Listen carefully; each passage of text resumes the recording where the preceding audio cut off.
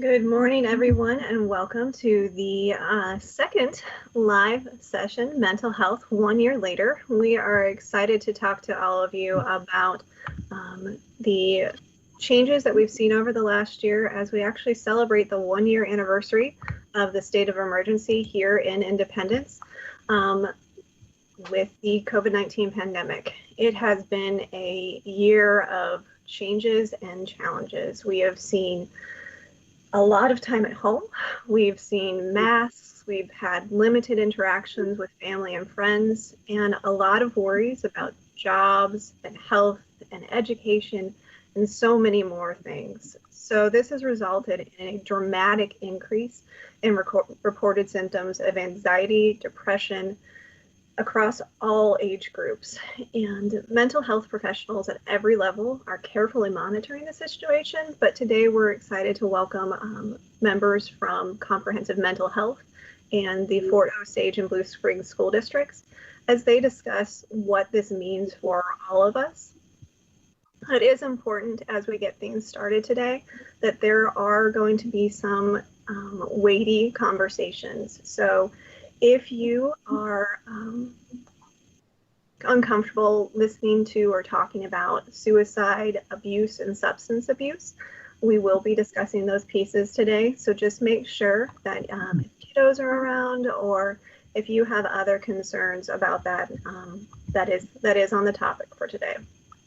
So today we're going to introduce our panelists and we'll ask each of them to say hello and then share a challenge that they have faced over the last year and a very unique time frame. So we'll go ahead and start with Carrie.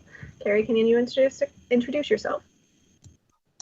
Sure. My name is Carrie Bond. I am the Director of Outpatient Services for Comprehensive Mental Health. So I'm over therapy and intake and all that good stuff here at Comprehensive. And I was lucky enough to have been on this panel. When did we do it? Like 3 months ago? I forget how long ago that was. It feels like 3 months ago, but it was actually in the summer. So it's been quite a while. Okay. Gee, time flies. When we were talking about, or when she was asking us to share how it has affected us, I was trying to decide whether to talk about something more personal or something that had to do with work. But I think I wanted to land on something more personal that's kind of pertinent to what we're dealing with now. Because of the work I do, I was able to get the vaccine in one of the earlier phases, which was really, really exciting.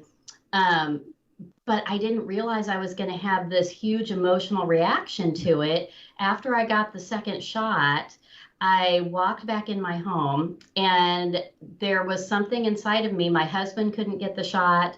My kids are both immunocompromised. They couldn't get it yet. My mother couldn't get it yet at that point. And I had this just huge emotional reaction when I walked through the front door of my home, that it was relief that I wasn't going to probably give it to them. And then this like huge guilt that I had it before they did.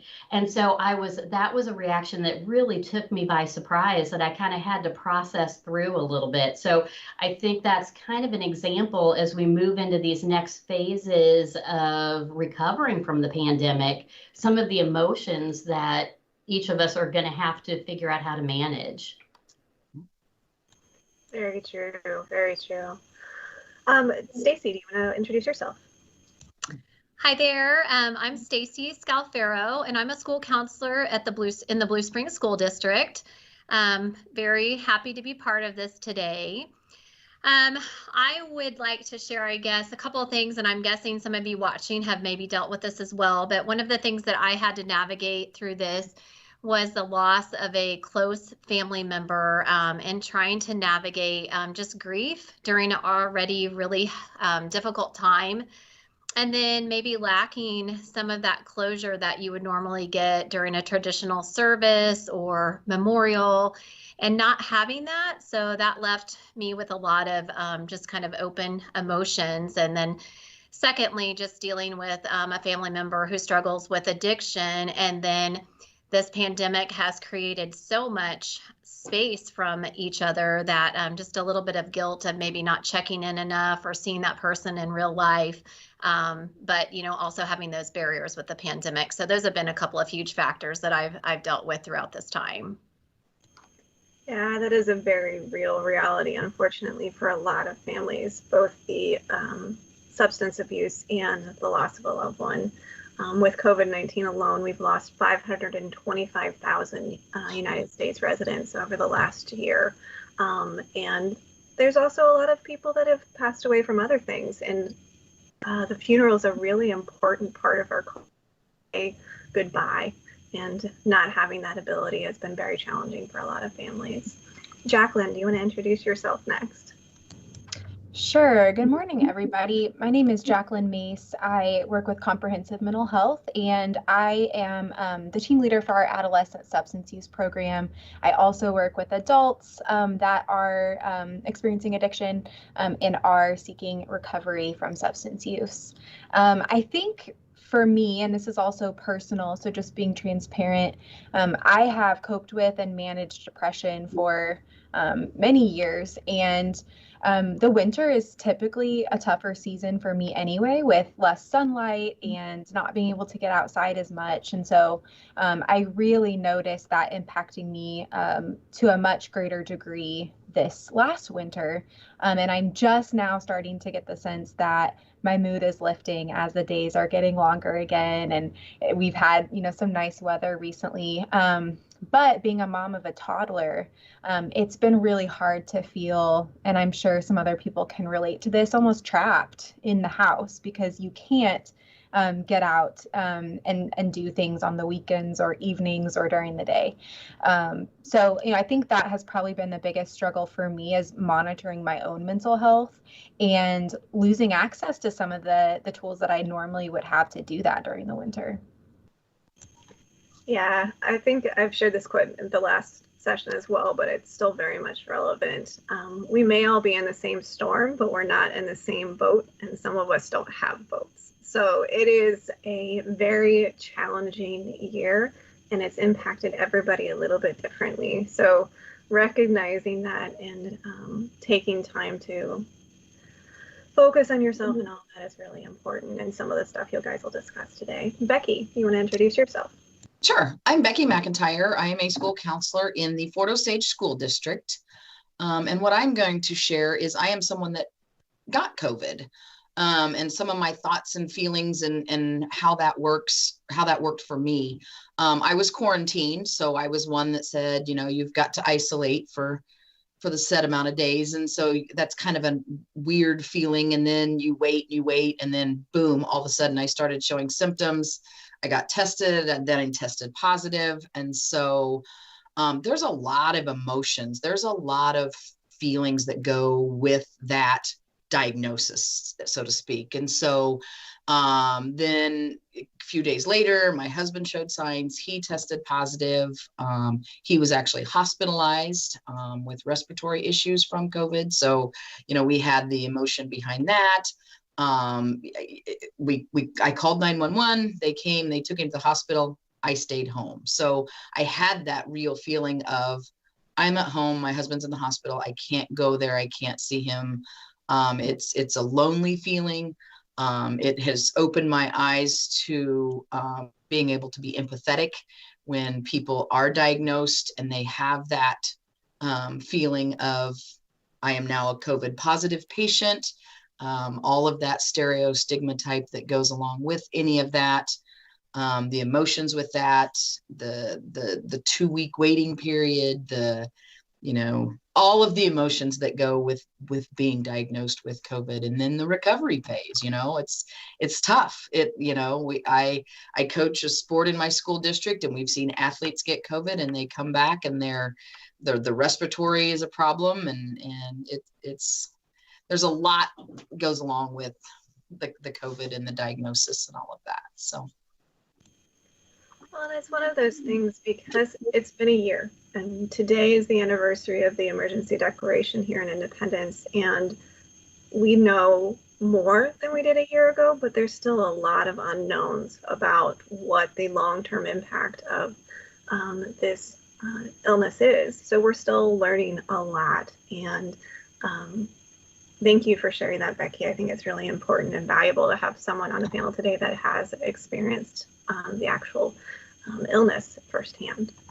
So we're going to transition into some of our questions today, and those of us that are watching on YouTube, feel free to share questions with us in the chat, and we'll bring those to the panelists as well.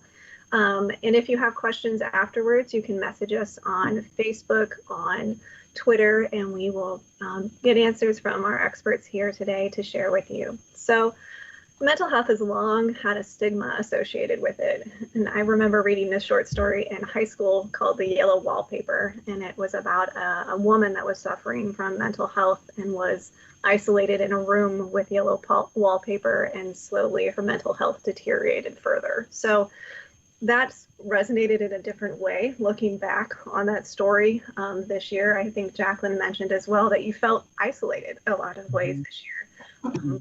Couldn't get together, you couldn't spend that same time with family and friends. So looking at that, it does bring about an important question. Why do we need to talk about mental health regularly? And just a quick reminder, everybody, mute yourself when you're not talking, and we'll start here with Stacey. Okay, so just for those of you watching, I work primarily with 5 through 11-year-olds, so I'll speak a little bit more to our younger kids. But one of the things that I think about seeing kids that are in, distress or dealing with trauma, if a child had a broken arm, we would immediately get them care. And if your child needed glasses, we would, take them to get glasses. But I'm often in situations where a child may have a mental health issue and there's a reluctance. And I think it's, kind of what Meg is saying, it's that stigma and sometimes lack of knowledge or resources. So just kind of something to think about is, I look at it like a foundation of your house. And if we're looking at that foundation, that's holding everything up. And when we're speaking to our kids at school level, I'm looking at that mental health as their basic needs being met, and looking at that whole child. And when we know that our kids are able to get appropriate sleep, appropriate interaction at home, that spills over to school and allows them to come to school and learn, come to school to interact with their peers, just be able to build healthy relationships. So if we're looking at that stigma and we can let go of that and think, there's something wrong with us or something wrong with our kids, because we all have a story. And with that story, it can get messy, and we know that. But ideally, we want kids to be able to kind of, identify with that story, but then have some coping strategies and just treat that like any other illness that might come about, so that our kids are able to just develop that whole child piece and be successful at school.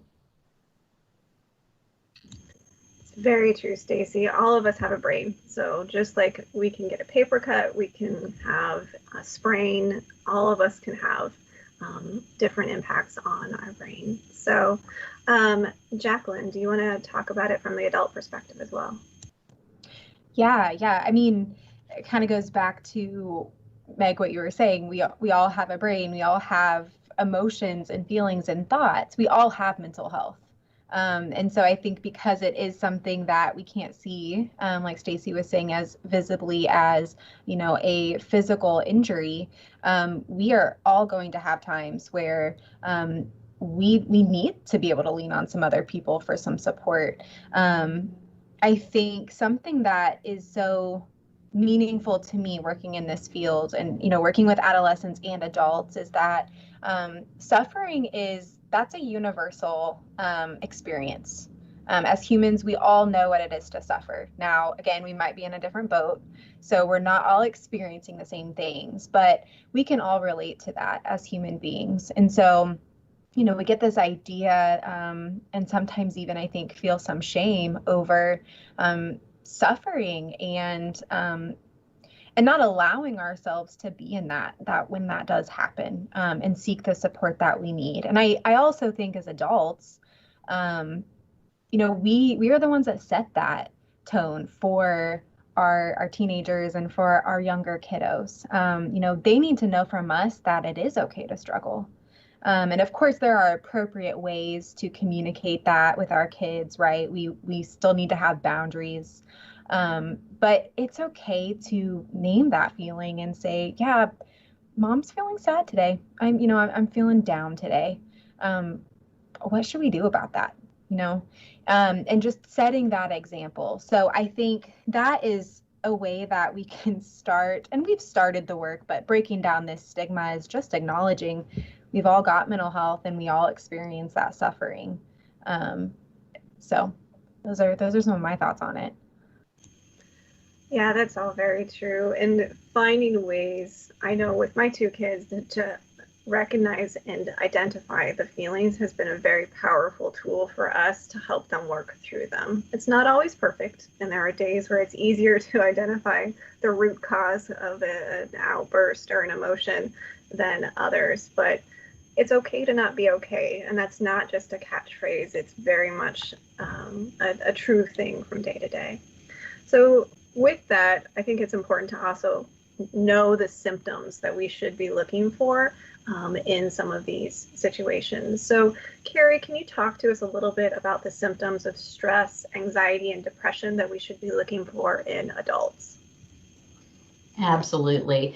There's always the classic ones. And actually one of the primary ones is a little bit hard right now because it's isolating yourself. That's one of the first signs and symptoms, but we're kind of all in a little bit of a forced isolation. But if in your homes you find one of your family members that's kind of just not participating, that's kind of pushing themselves off to the side, irritability is another one.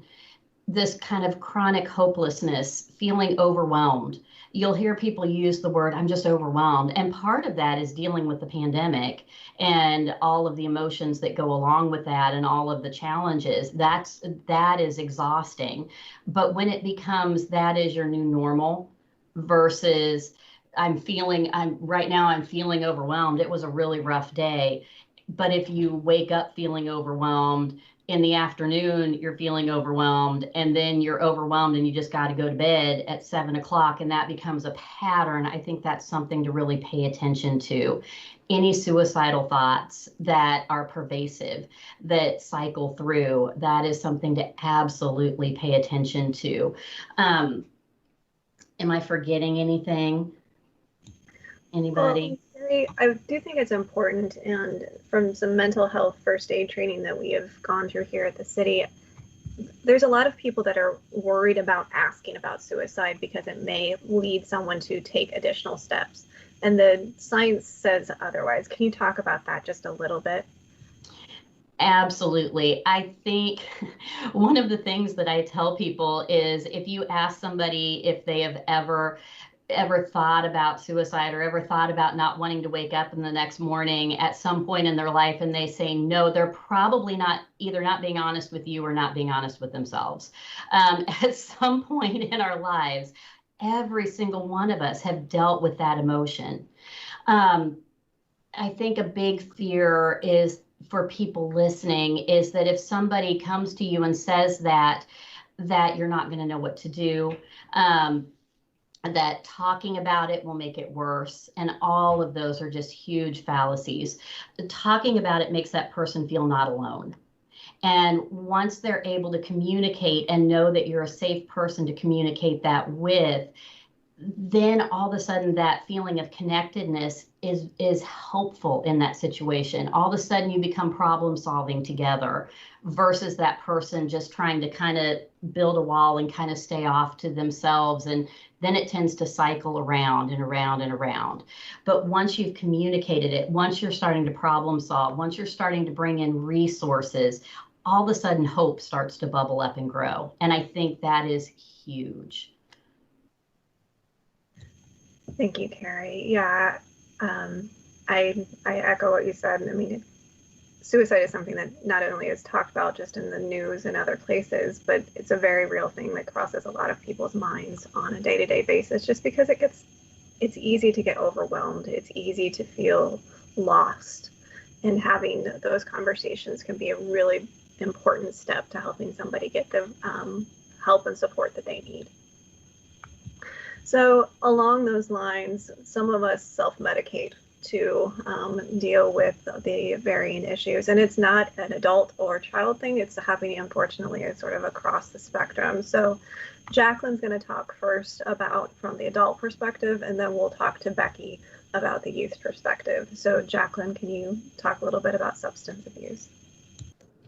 Yeah, I mean, as humans, we want to avoid uncomfortable feelings when they come up, and there are a lot of ways that we can medicate, right?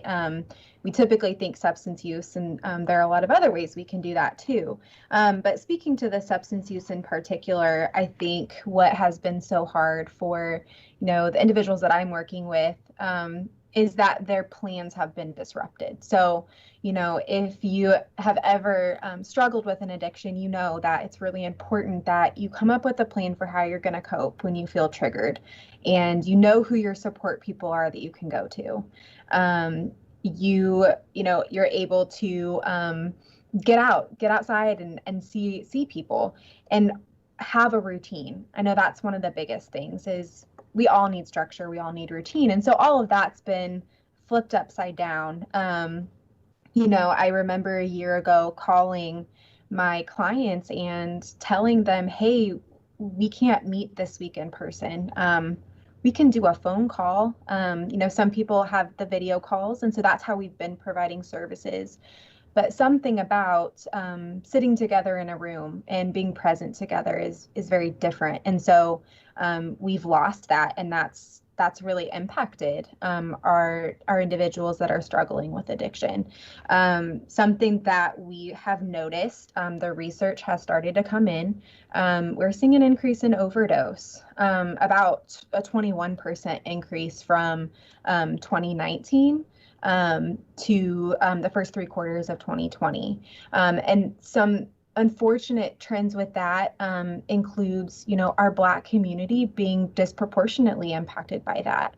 And so, we are also seeing an increase in opioid use, which I think a lot of people on this call or listening in have probably heard about the opioid epidemic. And so we're seeing an increase in fentanyl.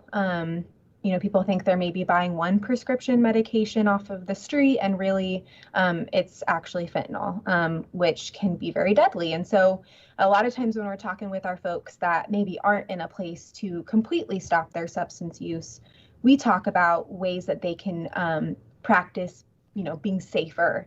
And so that looks like, don't use drugs by yourself. And what have we all been told in the last year? You need to, be in your home, be away from other people. And so, people are using by themselves a lot more. They don't have someone near them that has Narcan, which is a nasal spray that can reverse the effects of that overdose until you can get medical attention. So there are a lot of different ways that substance use is increasing, and how the patterns have changed. And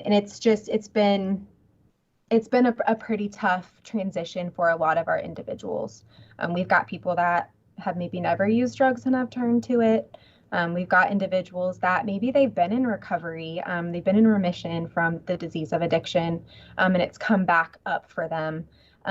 Or we've got people that, have been using, and because of these increased risk factors, they are at higher risk for overdose and other harm. So, Meg, is there anything else you were wanting to hear about that?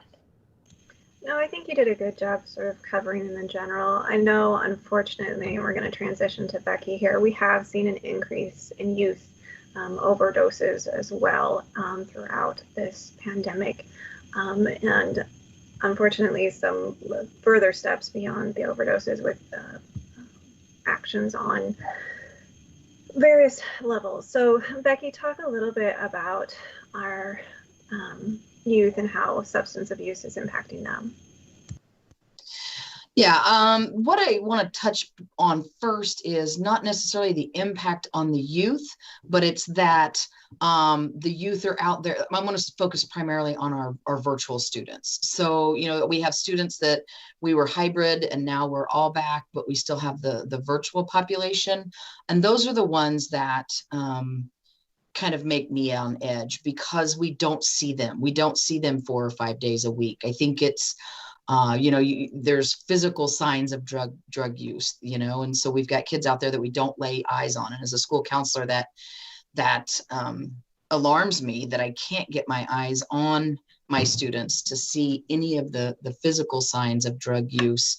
The teachers, they're teaching them virtually, but maybe they don't turn their cameras on. And so just not having that visual of our virtual students to be able to keep an eye on them and the increased substance abuse. Again, our virtual students are the ones that don't leave the home. They don't get on the school bus and come to school like they have in the past. And so they have that intense isolation that they would maybe tend to self-medicate with substance abuse.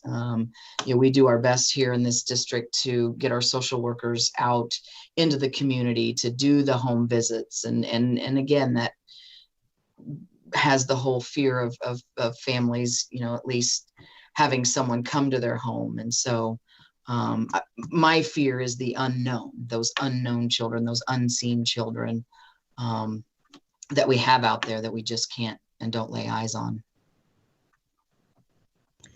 Well, and having had 2 virtual learners in our household, the stress is very real on these kiddos. They're being asked to learn concepts, and parents are being asked to teach concepts.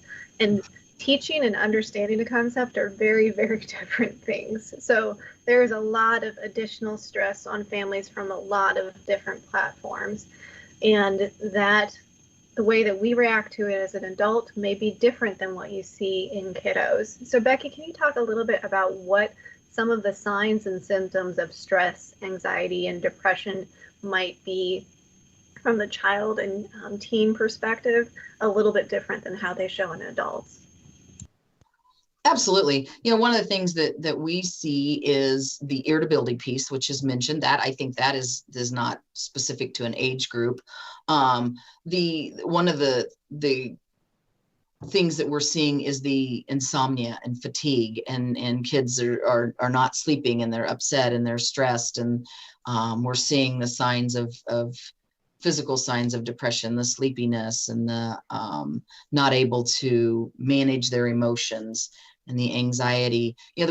These students have anxiety that they're residing in, they're feeling that, and then they have the increase of schoolwork, the anxiety of tests and homework, and whether they're being taught at home or they're coming to school and being taught, they have the stressors of being continued learners, and the not even to mention the post-traumatic stress that the students are having based on these overwhelming feelings that they have. Meg, was there anything else that you wanted me to touch base? Am I not getting specific on any of those things? No, I think that's a good sort of overarching summary there.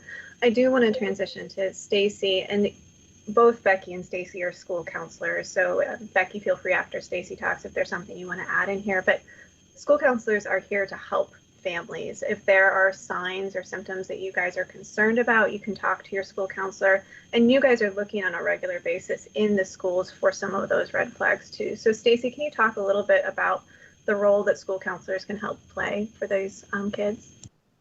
Yeah, for sure. I just first want to encourage parents, don't ever hesitate to reach out to the school.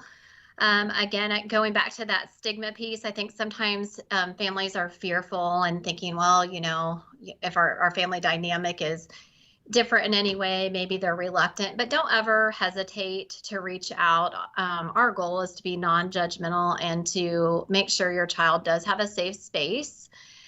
We've noticed with kids, attendance has become a big issue, and I have seen a lot of increase in anxiety with kids just if they were quarantined for a couple weeks, or maybe they were a distance learner. It's been very difficult to get them back to school and in a regular routine.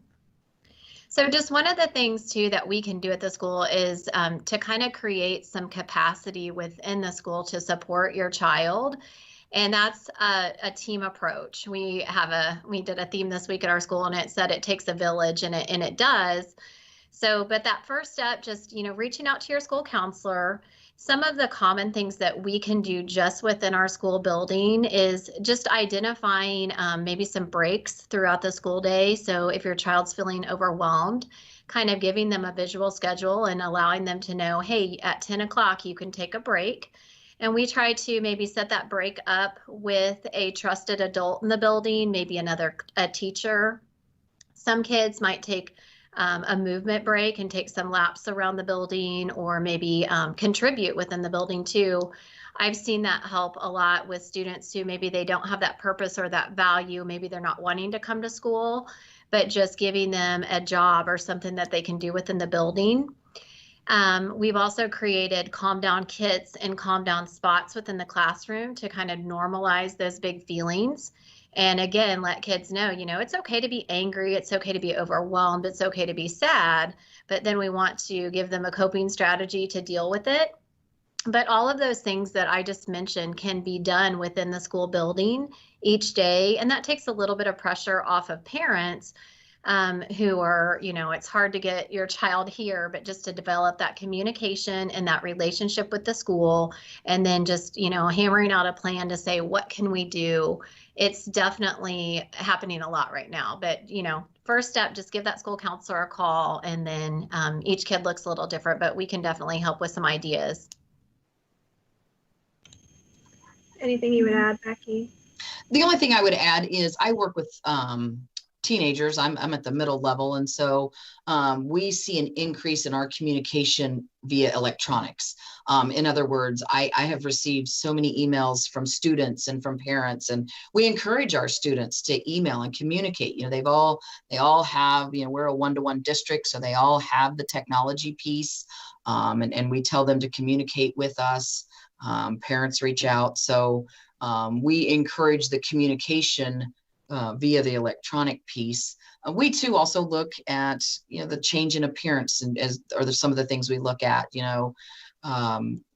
Quarantine and COVID has some people have changed their appearance in size, whether it be larger or smaller, and we try to take note of that and make sure that we are there to support either direction that their appearance has gone.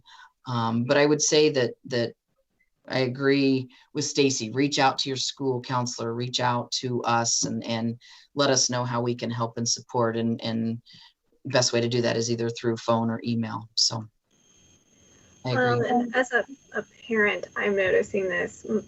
Last year was spring break, and that's when we started to see this transition to virtual learning. We had all of these state of emergencies declared, and the pandemic really picked up in conversations.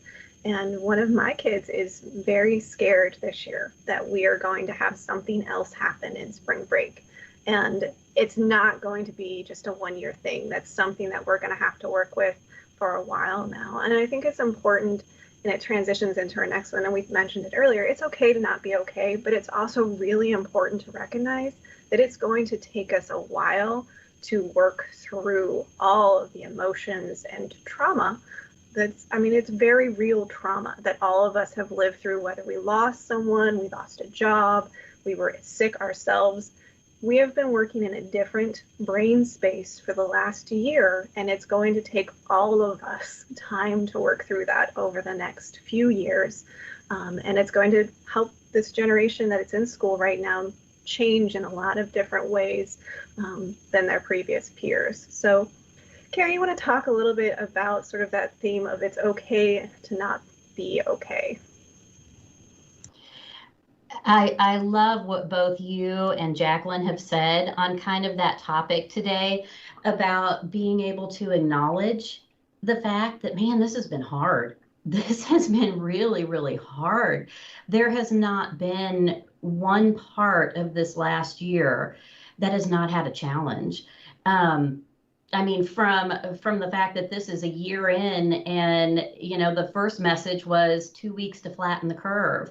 And then all of a sudden it's not 2 weeks anymore. And then we've had all of these different messages and different directives. And different new things that we're constantly having to shift and adjust to, and then all of the outcomes from those things and the impact of that mentally, emotionally, spiritually, physically, financially, that as individuals and families we've all had to deal with. So that it's okay to not be okay, I think that's a really important piece. I also like the distinction. I love being able to label and acknowledge the parts that are those negative emotions. We tend to want to tough through stuff a lot of the time, or put on the I'm okay. We're going to get through this. It's all going to be okay. And you grit your teeth and you just march forward. And there's a piece of that we have to have 100%. That's that piece of resiliency and moving forward and getting strong through adversity. And that is all very, very important. But I think it's so important too, to actually label, acknowledge, feel, and move through the negative emotions that have gone along with this.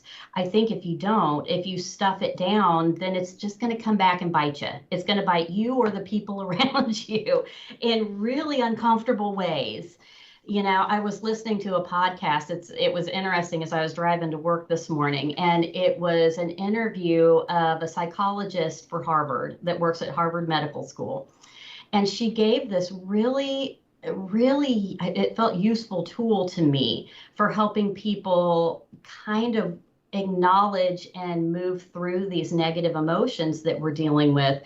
She said, instead of saying, I feel sad, or I'm sad, instead of saying I'm sad, say, I'm noticing that I feel sad today.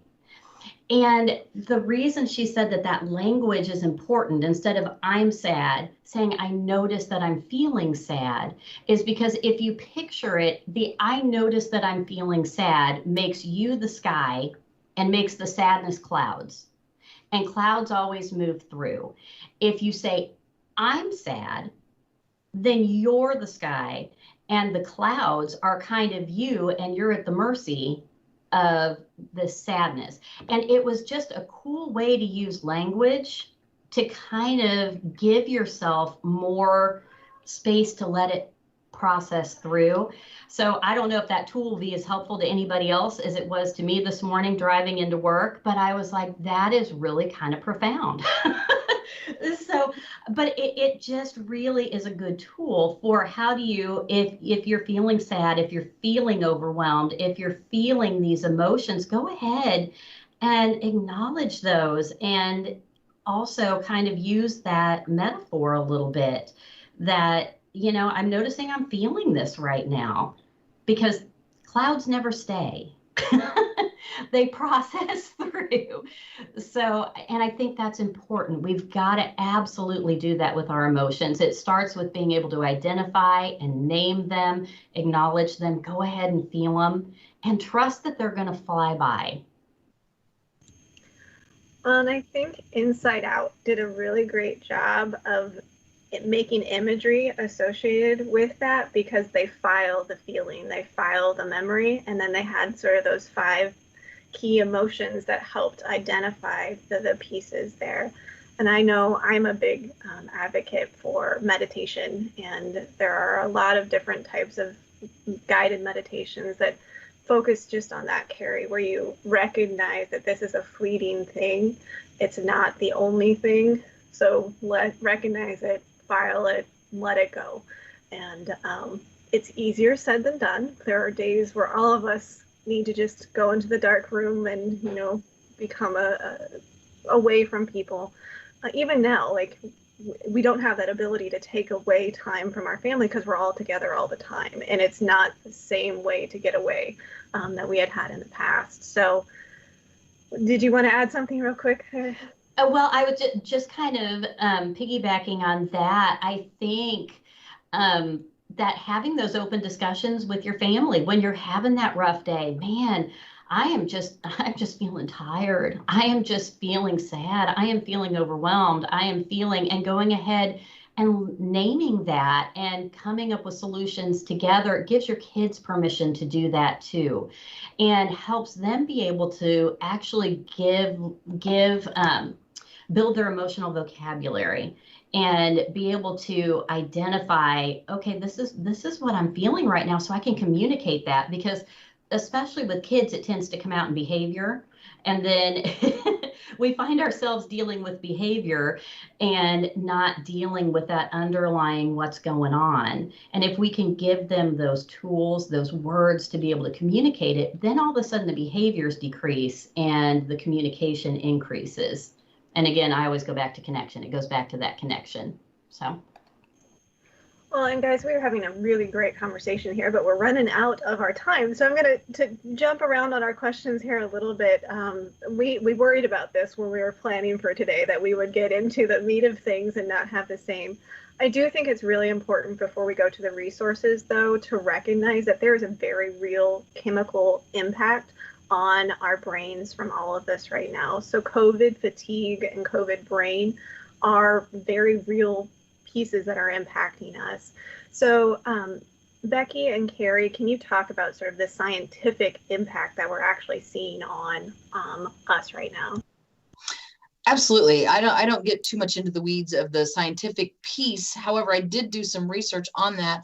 And they talk about everything I've read. It talks about the olfactory part of the brain and how the olfactory part controls the senses with the smell and the taste and things like that. So that whole COVID fatigue and the effect on the brain and what all it does is really prevalent in what they're seeing in studies and through MRIs, and how they can see that it's leading to the neurological problems, so that they see that it's evidence-based that these areas are being impacted, leading to COVID fatigue.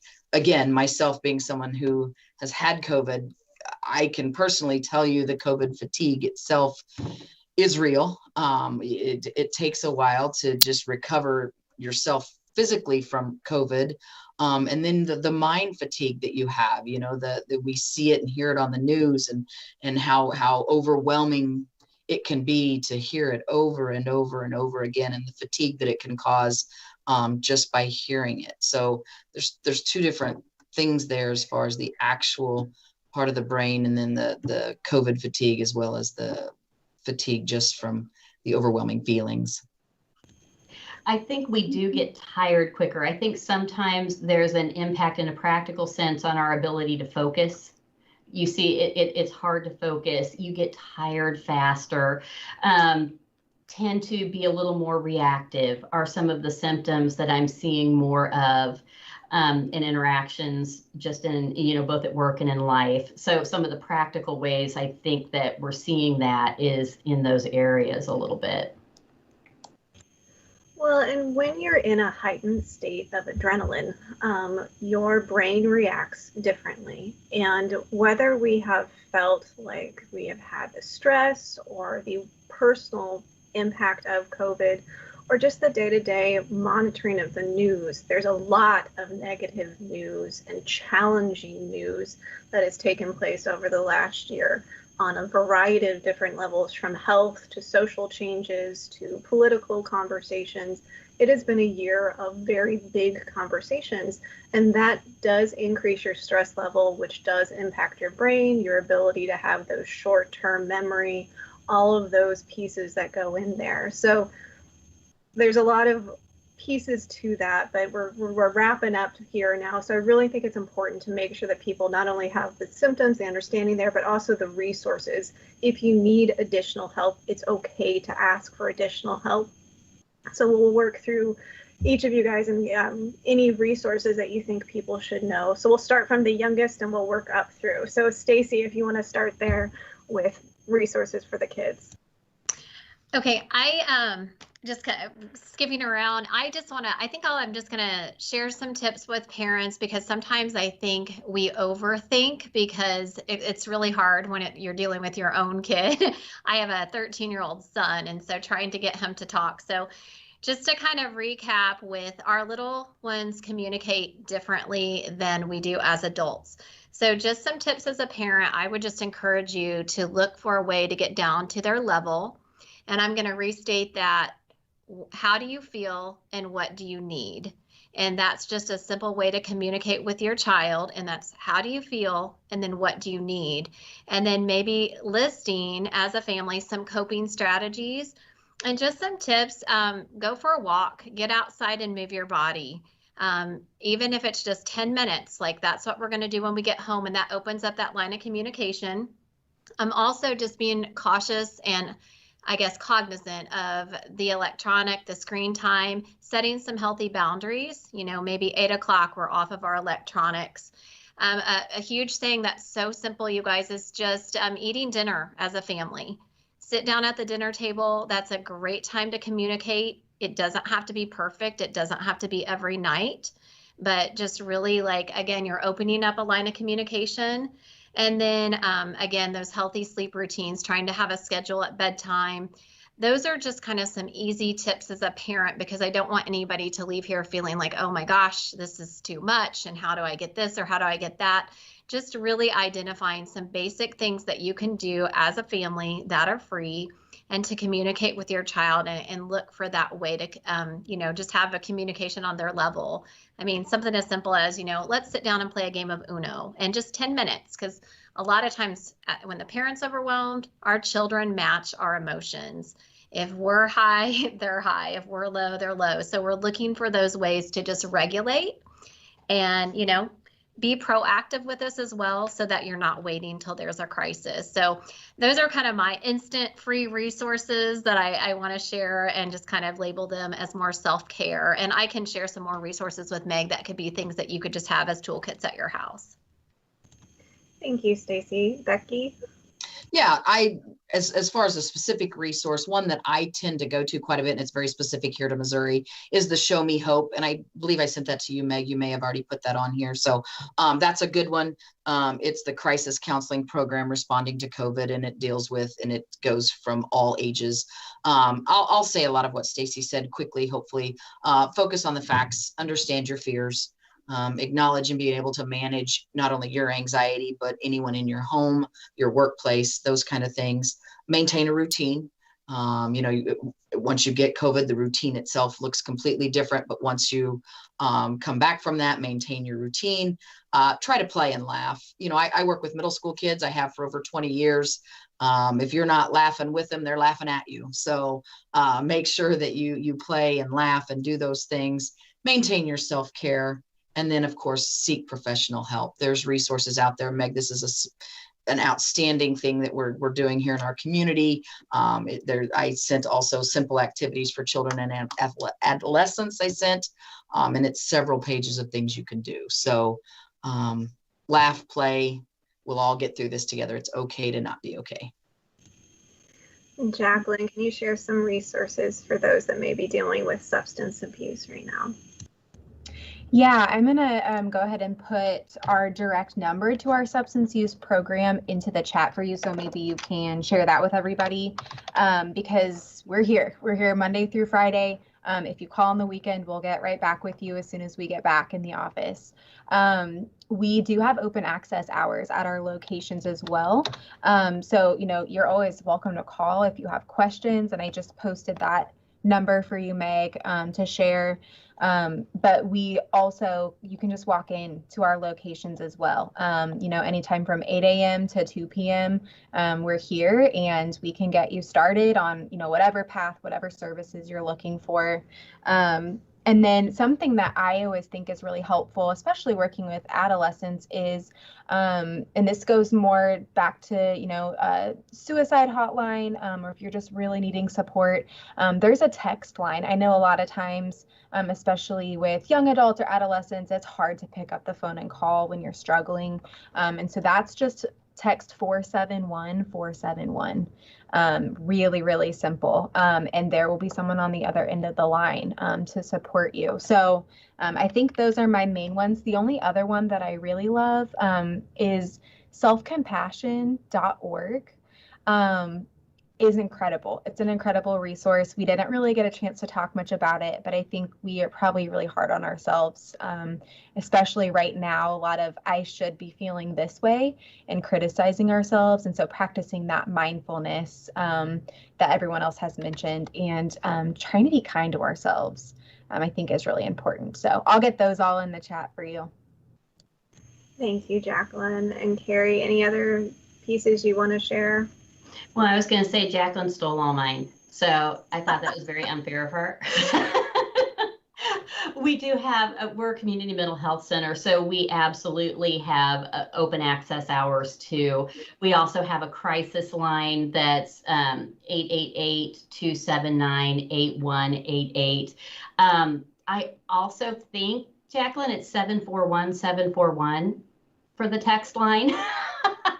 You're so right. I just mixed up my numbers. 741-741. Thank you, Carrie. And that is a huge, huge resource. Just because we're all getting it's so much easier to text sometimes than it is to pick up the phone and make that call. Yeah. So, and I also think there are a lot of really good resources in apps, for mindfulness apps, and breathe. Even our watches now tell us to breathe. And I think some of just the basic self-care stuff that we could be sloppy with before the pandemic, we now have to be very intentional with now. You know, eating healthy, getting our basic exercise, going for walks, getting good sleep, those things that we could be sloppier with when times were a little bit less stressful, now we have to be very intentional about. And so I think that's the piece that I could add in there. Oh, and I want to take a moment and really thank you guys for giving us some time today. I know this is a weighty topic, and all of you care a lot about it, as that's what your profession is on a day-to-day basis. But it's really important for us to take opportunities like today and continue the conversations with our friends, our family members, and our kids. So it has been a long year. It has been a weird year, and we aren't quite sure when it's all coming to an end, but we have seen some really positive things that have happened in the last year too. We have seen a vaccine come out in a year faster than we have ever had before. We're having some very important conversations as communities about what the future looks like for all of the members of our communities. And we're looking at education and the roles and how it impacts our kids in different ways than we ever have before. So it's been a hard year. There's been a lot of bad things, but there's also been some really good conversations that have come about this. So find the happy things for today. And again, thank you guys so much. If you have other questions after watching this on YouTube or Facebook or the other platforms that we'll share the video here after, please reach out and let us know. Comprehensive mental health is a very good local resource. And then, as Stacey and Becky both mentioned, please reach out to your school counselors, as they're a group that is working with your kiddos every day, and they want to be there to help support the families. So even in the summer times, there's resources through the schools that you guys can reach out to as well. So again, thank you guys for a great conversation today, and we'll talk to you again soon.